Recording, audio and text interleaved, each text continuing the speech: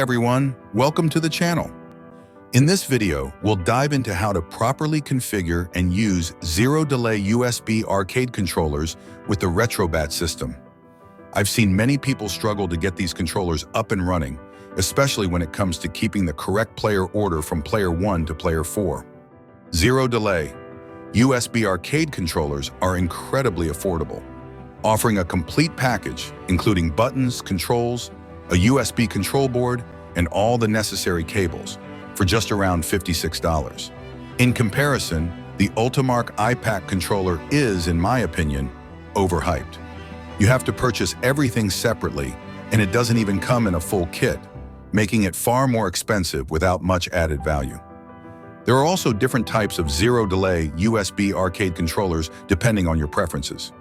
If you prefer a softer, more squishy feel to your controls, I recommend the Hikig DIY kit for 2 players.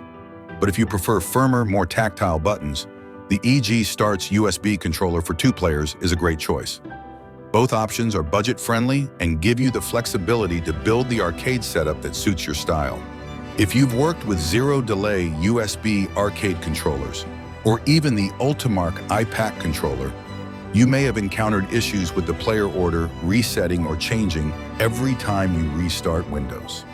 This can be frustrating, especially when you're trying to set up a reliable arcade system with multiple players. After experimenting with different setups, I think I've found a reliable solution to fix this problem. The key is to get yourself a powered USB hub. I personally use a D-Link USB 2.0 hub with 7 ports and its own power supply. This is important because the hub ensures stable power to all your controllers and LED buttons, which is especially crucial if you have illuminated buttons. When you connect all 4 zero-delay USB arcade controllers to this hub, it helps maintain the correct order of the players, preventing the issue of the player order changing after restarting Windows. I know some of you might be tempted to use a USB 3.0 hub, but here's something to keep in mind. USB 3.0 hubs can run on 12V power, which could damage your LED buttons as they typically run on 5V power. This could potentially overheat or even boil your LED buttons, which is something we definitely don't want. So, my personal recommendation is to stick with a USB 2.0 hub with its own power supply. It's safer for your setup, and from my experience, it works perfectly for maintaining the player order. Once you have your USB 2.0 hub, simply connect all 4 of your zero-delay USB arcade controllers to the hub. After that, make sure your LED buttons are connected properly. This setup should prevent the player order from changing even after rebooting your system. RetroBat controller settings. Driver, set the controller to XInput. Controller settings, set all controllers to default. Front-end developer. Options, set enable high-D. Joystick drivers to off. For my XInput controller, I use the PlayStation 5 DualSense, which is fully supported by RetroBat. Honestly, I wouldn't trade it for any other controller, even if they market them as retro controllers. The DualSense offers incredible features like a built-in mouse pad and motion sensors, and it just feels perfect in my hands. In my opinion, it's the best option out there. Before you start testing the zero-delay USB arcade controllers, make sure to disable all other XInput controllers.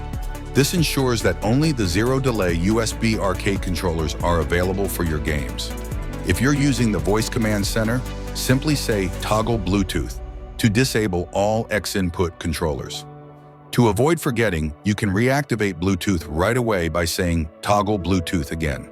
This way, your Bluetooth will be enabled and ready if you need to activate your XInput controllers later. Now, after everything is set up, reboot your system and test the player order in RetroBat. Start a multiplayer game like Ninja Turtles, which supports up to 4 players, and check to see if the controllers are in the correct order, player 1 through player 4.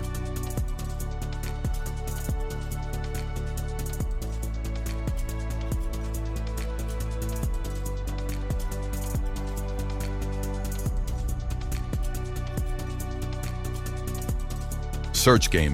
Which game would you like to search for? Ninja Turtles.